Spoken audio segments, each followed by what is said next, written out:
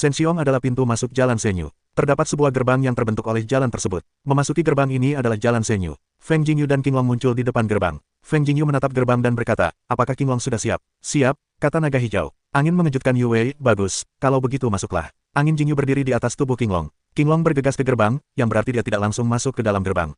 Keluar dari gerbang, Feng Jingyu dan Qinglong melihat dunia yang hancur. Dunia telah runtuh, dengan reruntuhan dan puing-puing di mana-mana. Selain itu, ada beberapa jejak hancuran baru, yang semuanya disebabkan oleh penghancuran paksa kapal perang keluarga Senshi.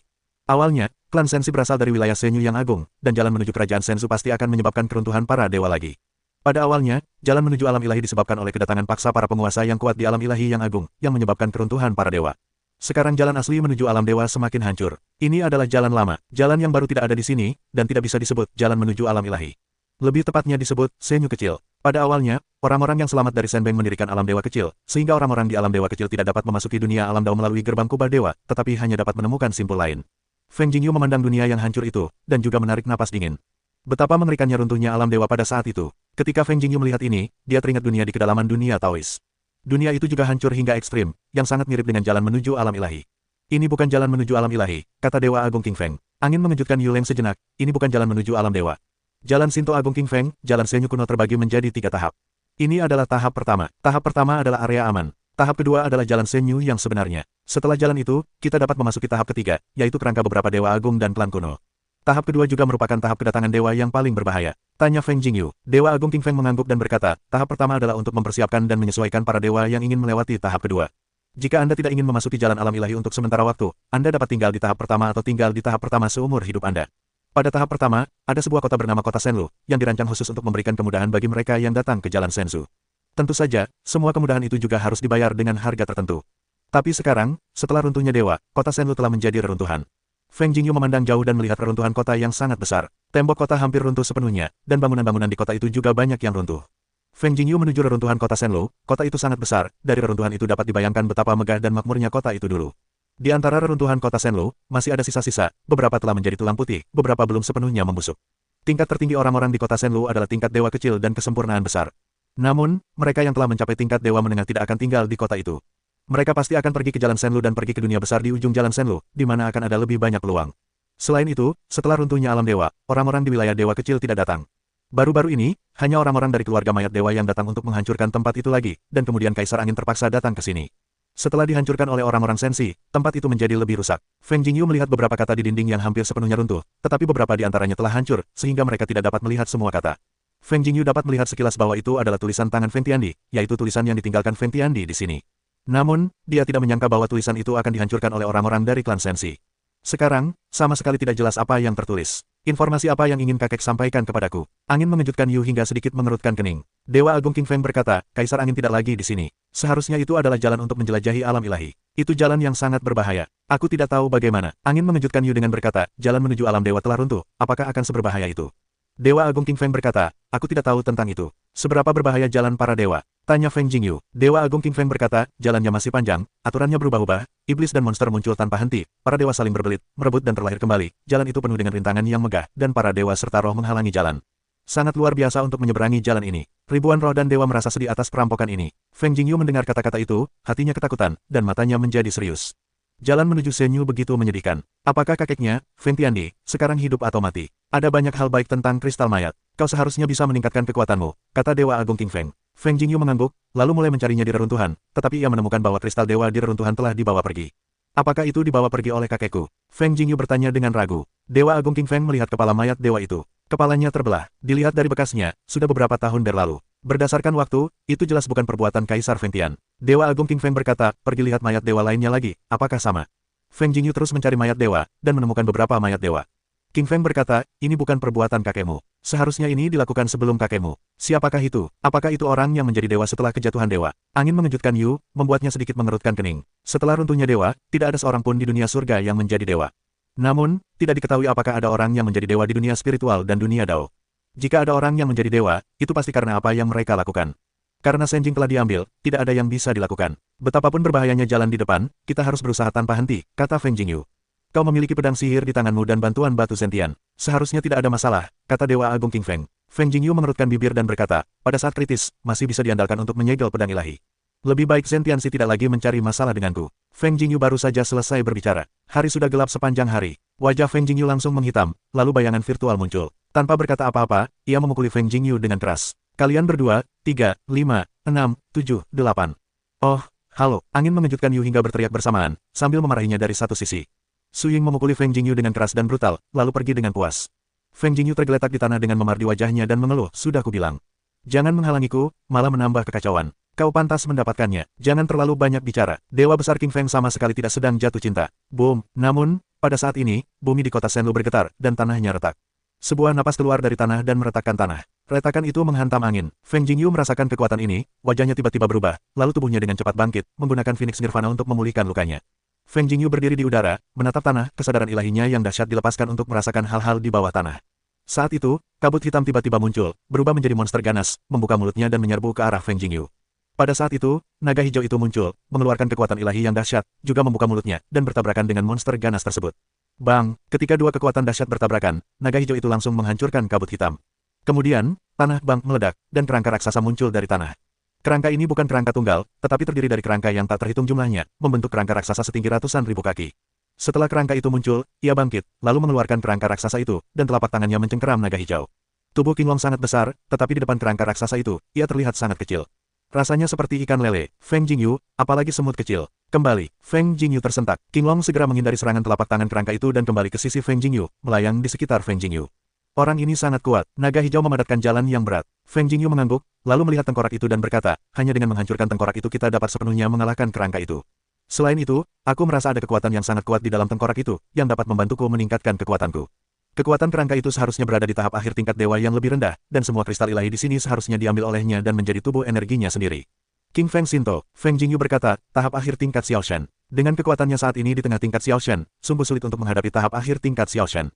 Untungnya, dia memiliki pedang Feng Shen. Sekarang setengah dari karat pedang Feng Shen telah dihilangkan. Jika dia didorong oleh kekuatan sihirnya, itu sangat kuat. Setidaknya itu dapat melawan tahap akhir tingkat Xiaoshen. Namun, itu tergantung pada apakah ada kesempatan untuk membunuh tahap akhir tingkat Xiaoshen.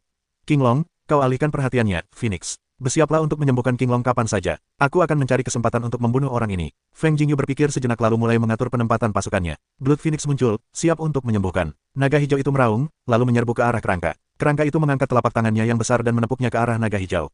Naga hijau itu tidak pernah menyangka akan bertemu kerangka, jadi ketika tangan besar itu mengenai, naga hijau itu menghindar dengan cepat, hampir seperti ikan lele. Meskipun napas kerangka raksasa itu sangat kuat, tubuhnya terlalu besar dan tersusun dari beberapa bagian, sehingga kecepatannya jauh lebih lambat. Meskipun tubuh King Long sangat besar, dibandingkan dengan kerangka itu, ia benar-benar kalah. Selain itu, kecepatan King Long sangat cepat, jadi jika tubuhnya menghindar dengan cepat, telapak tangannya yang besar selalu lambat. Naga hijau, seperti ikan loah, bergerak di sekitar kerangka raksasa itu, dan dari waktu ke waktu memancarkan sinar cahaya ke arah kerangka raksasa itu. Hanya saja serangan naga hijau itu tidak terlalu merusak kerangka raksasa itu. Paling-paling, hanya menjatuhkan satu atau dua tulang putih. Feng Jingyu menatap kerangka raksasa itu. Setelah mengamati situasi kerangka itu dengan cermat, jelas bahwa kerangka itu lambat, tetapi pada saat yang sama, pertahanan kerangka itu juga sangat kuat. Dengan kekuatan naga hijau, bahkan jika tidak dapat membunuh kerangka itu, tetapi hanya dapat menyerang satu atau dua tulang putih. Feng Jingyu memegang pedang di tangannya, dan petir ungu berkobar di seluruh tubuhnya. Kemudian dia berteriak, 5 petir. Petir ungu menghantam dalam sekejap. Kerangka raksasa itu begitu besar sehingga tidak bisa melarikan diri. Ia hanya bisa menahan petir ungu dengan satu tangan. Petir ungu adalah petir ungu kacau, dengan kekuatan luar biasa. Di bawah gempuran petir ungu kacau, telapak tangan kerangka itu terus-menerus meledak, dan tulang-tulangnya hancur dan berhamburan. Dalam sekejap mata, lubang-lubang besar muncul. Pada saat ini, Feng Jingyu membunuhnya dengan pedangnya. Seluruh tubuhnya dipenuhi petir ungu kacau yang terkondensasi, dan ia terbelah menjadi kerangka raksasa. Pukulan ini, Feng Jingyu hanyalah percobaan. Sebuah pedang petir ungu menghantam kerangka raksasa itu. Kerangka raksasa itu menahan telapak tangannya untuk melawannya. Telapak tangannya sudah banyak hancur, tetapi sekarang langsung terpotong oleh pedang. Raungan, kerangka raksasa itu meraung, seolah-olah ia benar-benar marah. Kekuatan ilahi yang mengerikan meledak, dan sekelompok cahaya sihir muncul di tangan lainnya, lalu menghantam Feng Jingyu. Feng Jingyu terkejut di dalam hatinya, segera dengan pedang ilahi segelnya melanjutkan perlawanan. Bang, tubuh Feng Jingyu mundur, dan pedang Feng Shen menahan sebagian kekuatan kelompok itu, dan sisanya tidak menimbulkan banyak ancaman bagi Feng Jingyu. Betapa dahsyatnya kekuatan itu, sekarang orang ini benar-benar marah. Sepertinya dia tidak mudah diprovokasi. Angin mengejutkan Yu. Dewa King Feng berkata, kau harus menggunakan keunggulan kecepatan dan berkonsentrasi untuk membombardir kepalanya. Itulah kelemahannya. Jika kau menusuk kepalanya dengan pedang sihir, raksasa itu pasti akan jatuh. Angin mengejutkan Yu, lalu segera menyebarkan guntur. Tubuhnya berubah menjadi guntur ungu dan berputar mengelilingi kerangka raksasa itu. Kerangka raksasa itu bergerak perlahan, dan sama sekali tidak mampu dengan cepat menangkap sosok Feng Jingyu. Pada saat ini, naga hijau juga mulai menyerang untuk menarik perhatian kerangka raksasa itu. Satu tangan kerangka raksasa itu telah dipotong, hanya satu tangan yang dapat digunakan. Serangan terus-menerus dari naga hijau telah membuat raksasa itu marah. Kita harus segera mengatasi orang menyebalkan ini. Telapak tangan kerangka raksasa itu ditepuk ke arah naga hijau, dan naga hijau itu berhasil menghindar tanpa menyentuh kerangka raksasa itu. Ketika Feng Jingyu melihat bahwa kerangka raksasa itu berhasil dipancing oleh King Long, dia mulai mengumpulkan kekuatan. Kekuatan sihir dan guntur ungu kekacauan terkondensasi pada pedang Feng Shen. Pedang Feng Shen diselimuti oleh kekuatan ilahi dan guntur ungu kekacauan. Tampaknya ukurannya beberapa kali lebih besar, dan cahaya ungu itu adalah Zanzan. Jika saatnya baginya untuk menangkap angin, kuncinya adalah menangkap angin. Naga hijau meraung. Ketika telapak tangan tengkorak yang besar itu menghantam, naga hijau itu tidak menghindar kali ini, tetapi malah berinisiatif untuk menghadapinya. Tengkorak itu juga mengira naga hijau itu akan bertabrakan dengannya, jadi ada cahaya sihir besar di telapak tangannya dan membombardir naga hijau itu.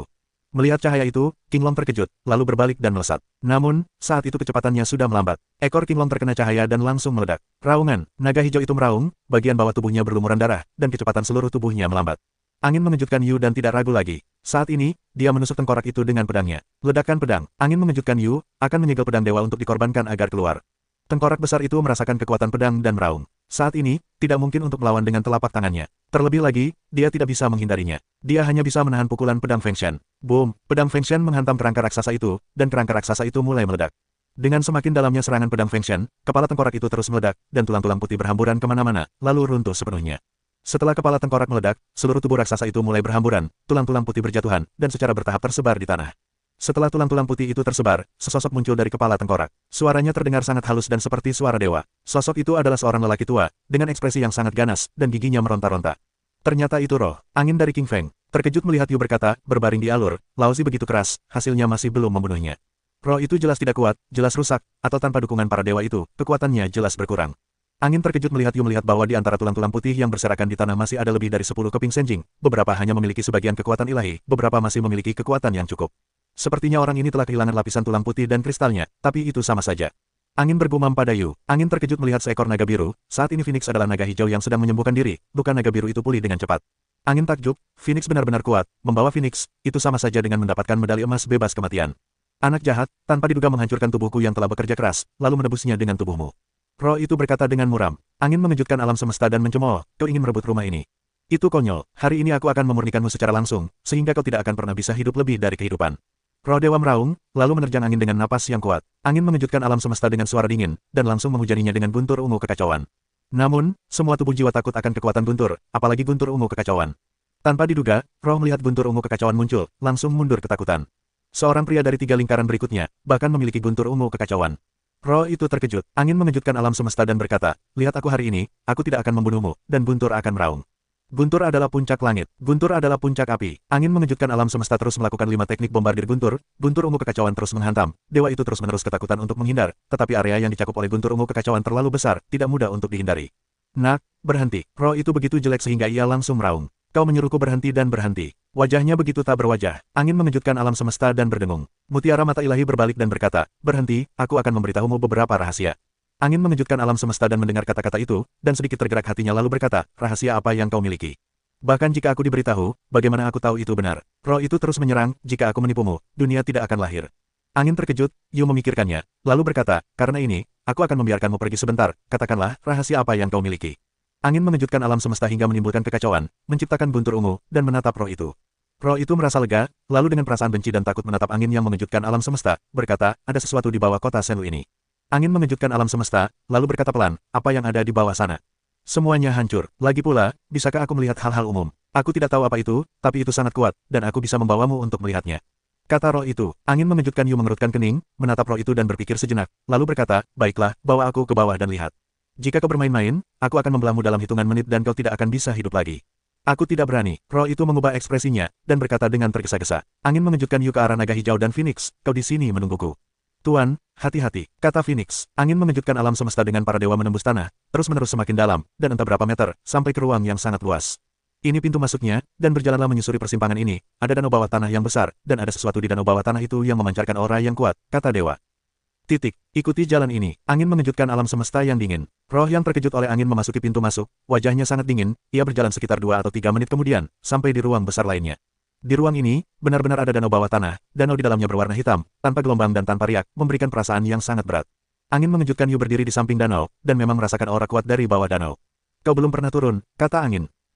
Aku ingin turun, tapi aku tidak berani, kata dewa. Angin mengejutkan Yu dan mencibir, jadi kau ingin menipuku untuk turun. Tidak berani, tidak berani. Roh itu sibuk. Angin mengejutkan Yu dan berkata, tidak berani. Kurasa kau tidak berani berpikir aku tidak tahu apa itu air danau, ingin menipuku.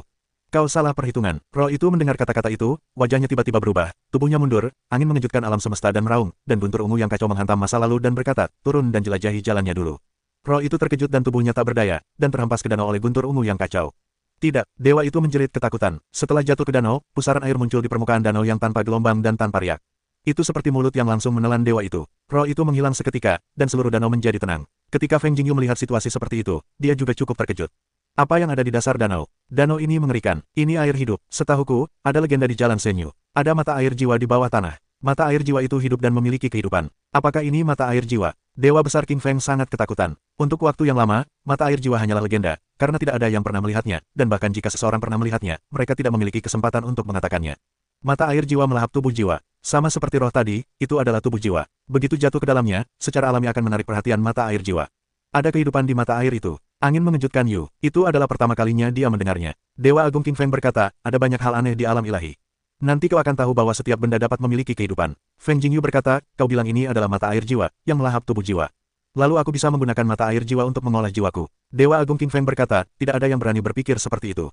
Ketika kau menyebutkan mata air jiwa, kau akan pucat dan menjauh, apalagi menggunakan mata air jiwa untuk berlatih. Feng Jingyu berkata sambil tersenyum, tidak ada yang berani melakukannya. Bukan berarti aku tidak berani. Tuan Lusun mengatakan bahwa tidak ada jalan di dunia ini, dan semakin banyak orang akan menjadi jalan. Kuncinya adalah siapa yang pertama kali pergi. Dia juga berkata, jadilah yang pertama memakan kepiting. Sungguh berantakan. Dewa Agung King Feng terkejut. Feng Jingyu berkata sambil tersenyum, aku akan mencoba menyerap sedikit air mata air jiwa dengan labu ungu Feng Shen. Mata air jiwa itu utuh, bisakah diserap sedikit? Kata Dewa Agung King Feng. Cobalah. Feng Jingyu terkejut. Dewa King Feng juga terdiam, membiarkan Feng Jingyu menyentuh dinding. Feng Jingyu mengeluarkan labu ungu Feng Shen, lalu mendorong labu ungu Feng Shen untuk menyerap mata air jiwa. Dewa Agung King Feng awalnya ingin melihat lelucon Feng Jingyu, tetapi dia langsung terkejut. Labu Feng Shen, Dewa Feng Shen, benar-benar menyerap mata air jiwa. Setelah menyerap sedikit, Feng Jingyu berhenti. Dia tidak serakah, hanya menyerap sedikit. Setelah angin Jingyu menyerap sedikit air mata air jiwa tiba-tiba melonjak dan memunculkan gelombang besar, yang dengan cepat membentuk sebuah figur. Sosok itu hanyalah sosok manusia, seperti bayangan di batu Zentian. Ia hanya memiliki bentuk umum dari 5 indera. Dilihat dari bentuk keseluruhannya, seharusnya itu adalah seorang wanita dengan dada yang relatif besar. Feng Jingyu melihat air tiba-tiba membentuk sosok. Dia terkejut dan tanpa sadar mundur beberapa langkah. Manusia, berani-beraninya kalian mengambil mata air jiwa, apakah kalian menantang otoritas saya? Sosok itu mengeluarkan suara dingin. Apakah masih ada wujud hidup? Angin mengejutkan Yu. Dewa King Feng berkata, sudah kubilang jangan macam-macam. Sekarang provokasi dewa ini, lihat bagaimana kalian akan berakhir. Mengapa kau bisa menyerap jiwa orang lain? Tanda tanya, semua jiwa yang kuserap dibunuh oleh mereka sendiri. Aku tidak melakukan apapun padamu barusan. Itu sudah sangat baik. Sosok itu berkata dengan marah. Feng Jingyu mendengar kata-kata itu, tetapi dia tidak menyangka bahwa mata air jiwa dapat berubah menjadi bentuk manusia seperti itu.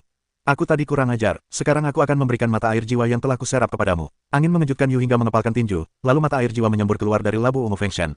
Sosok itu berkata, apakah menurutmu itu sudah cukup? Jika semua orang seperti ini, di mana keagungan mata air jiwaku?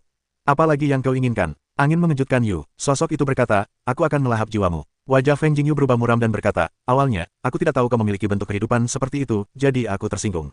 Sekarang aku telah mengembalikan mata air jiwamu dan meminta maaf. Apakah kau masih mau menyerah? Apakah itu terlalu sombong? Hak apa kau untuk mengatakan itu padaku sekarang? Kau hanya berada di tingkat pertengahan kehidupan. Mudah bagiku untuk membunuhmu. Sosok itu meremehkannya. Wajah Feng Jingyu menjadi tenang dan berkata, bagaimana dengan tingkat pertengahan Xiao Shen? Jika kau ingin membunuhku, itu tergantung pada kekuatanmu. Aku tidak malu. Sosok itu meraung, lalu aliran mata air jiwa menyerbu ke arah Feng Jingyu.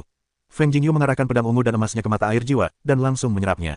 Pedang ungu Feng Shen mulai mengeluarkan kekuatan menelan, lalu dengan ganas menyerap mata air jiwa. Sosok di mata air jiwa itu berdengung, dan seluruh tubuhnya melesat ke arah Feng Jingyu. Telapak tangan besarnya mengarah ke Feng Jingyu. Feng Jingyu segera mengumpulkan petir ungu kacau di pedang Feng Shen, lalu menebasnya dengan pedangnya. Sebuah ki pedang petir ungu kacau ditembakkan, dan sosok di mata air jiwa itu tiba-tiba tersentak. Telapak tangannya bertabrakan dengan ki pedang petir ungu kacau. Telapak tangannya tiba-tiba terbelah menjadi dua, menghindari ki pedang Feng Jingyu. Feng Jingyu mengayunkan pedang Feng Shen lagi dan berteriak, gaya Tianbu 33. Angin mengejutkan Yu, membuatnya menyebarkan teknik pedangnya. Roh pedang melayang ke langit dan menebas sosok itu. Dengan ki pedang petir ungu yang kacau, sosok itu segera mundur. Meskipun mata air jiwa itu kuat, ia juga takut pada petir ungu yang kacau. Pada akhirnya, mata air jiwa ini juga merupakan tubuh jiwa. Tentu saja, ia takut pada petir ungu yang kacau. Angin mengejutkan Yu. Kekuatan petir ungu melonjak ke seluruh tubuhnya. Dia menatap sosok mata air jiwa itu dan berkata, sekarang kita tidak berhutang budi pada siapapun. Jika kau melakukan sesuatu, aku akan menyerap mata air jiwamu. Mata air jiwa yang baru saja diserap adalah harga yang harus kau bayar. Sosok mata air jiwa menderita kerugian, meskipun sangat marah, tetapi juga takut pada petir ungu yang kacau, tidak berani dengan mudah. Feng Jingyu berbalik dan pergi, dan sosok mata air jiwa hanya bisa menyaksikan Feng Jingyu pergi seperti itu.